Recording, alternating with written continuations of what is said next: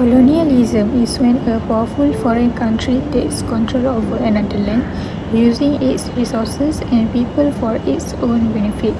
The colonizers often force their language, culture and rules onto the local population. By the early 1900s, colonialism had spread across much of the world, with most countries being colonized except for a few like Japan, China and Thailand.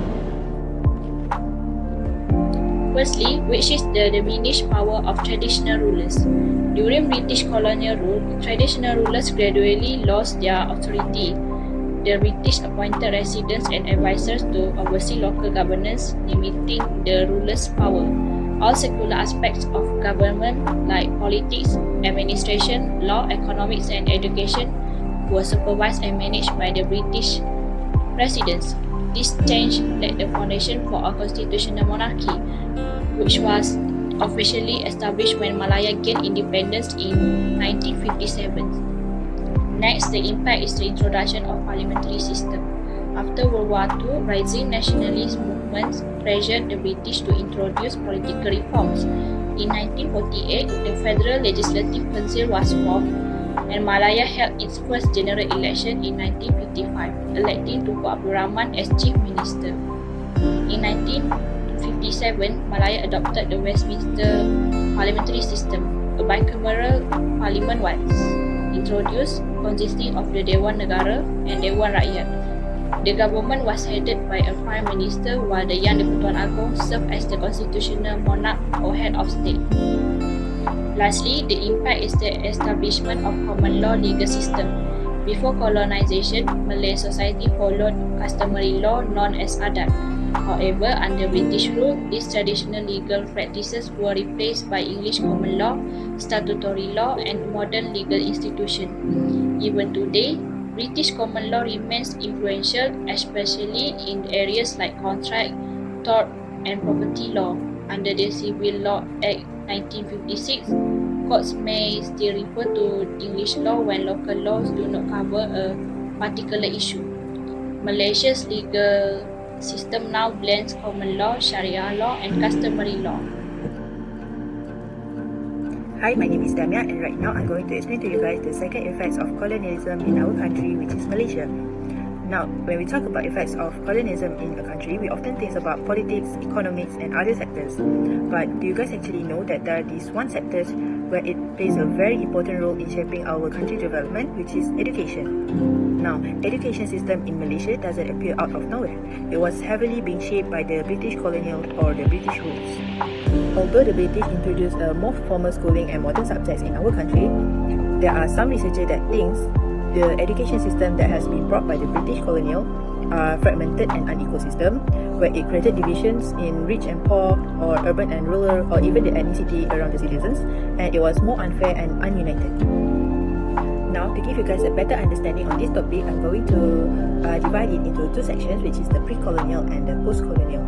Now, if we look at the pre-colonial, we could know that back then on Tanah Melayu, the education was more informal and centered around family, where it means that the schooling there are mostly being made or being taught around the housing areas, and the subjects are more focused mainly on Islamic education. This is because back then, most of the citizens are a Malay citizen and their religion are Muslim. These Islamic religious schools are being called pondok by the citizen.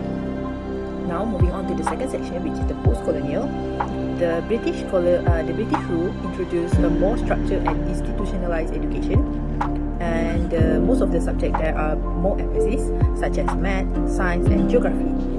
However, some may think that under the British colonial rules, the education system has made a language segregation, as this is because the schools are being divided by the ethnicity and the language of the students.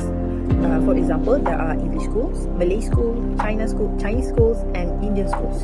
Now, some may think that these school systems that are being implemented by the British are good for them. However, most of the researchers or most of the citizens in Malaysia thinks that these systems that are being made by the British could make an ununity and unfair treatment around the citizen or around the student, as we could know that most of the citizens in Malaysia have a lot of ethnicity.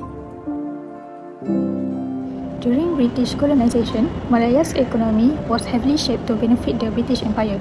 Firstly, the British built infrastructure such as railway and ports mainly to export tin and rubber, two of the most valuable resources at that time. However, instead of developing local industry, the economy was centered around exporting raw material. This limited the country's industrial growth. Most local worked in British-owned companies, but only in low-paying jobs with limited opportunities for advancement. There was also a clear racial division in employment. Certain races were given better job opportunities, while others were restricted to manual labor. This creates serious income inequality among the different ethnic groups. Lastly, because the economy relied heavily on tin and rubber export, Malaya became very dependent on global market price. When prices dropped, the entire economy suffered. Now I will be sharing the social impact of colonialism in Malaysia. So when the British colonized Malaya, they brought in large number of Chinese immigrants to work in tin mines and Indian immigrants for rubber plantations. The Malay meanwhile were kept in villages focusing on farmers. This happened because the British introduced a policy called divide and rule, which separating each race by job, area and even education system. As a result, each ethnic group developed differently and social division began to grow. We can still see the effect today, especially in the social and economic imbalance between the ethnic groups.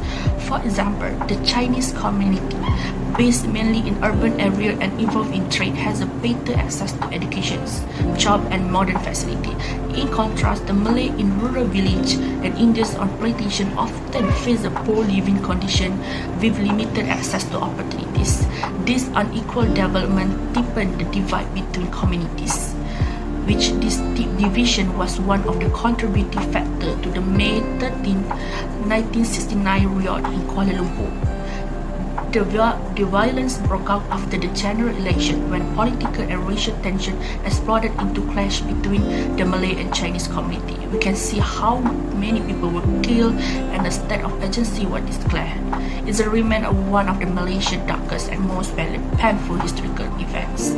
It's a direct result of the colonial policy of separating people by race. In response, in 1970, the government introduced the new economic policy (NEP) to reduce poverty and improve the economic position of Malay and Bumiputra. It provides special access to education, job and business opportunity, helping many Malay join the middle class. However, the policy also caused frustration among non-Bumiputra group who felt excluded from this benefit, leading to new racial tension and ongoing debates about fairness and unity.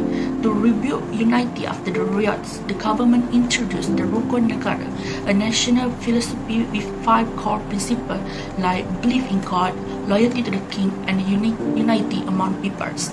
Its goal was to heal the wound of racial conflict and promote shared value across all community. However, even a decades later, even now, we can still see the effect of colonial division. We can see the political party continue to campaign based on race and ethnicity, appealing to communal fear instead of national unity. Colonialism left a lasting impact on Malaysia's politics, education, economy and social. Politically, it reduced the power of traditional rulers and introduced a system we still follow today, including the Westminster parliamentary model and English common law. In education, the British brought Western-style schools, but mainly for certain groups. This led to separate schooling systems for Malay, Chinese and Indians. Economically, industries like tin and rubber were developed, but the benefits went mostly to British. Locals were often underpaid and jobs were divided by race. Socially, the British used a divide and rule strategy, assigning different ethnic groups to specific roles. In short, while colonialism shaped some modern institutions, it also created deep inequalities and ethnic divisions that continue to influence Malaysia today.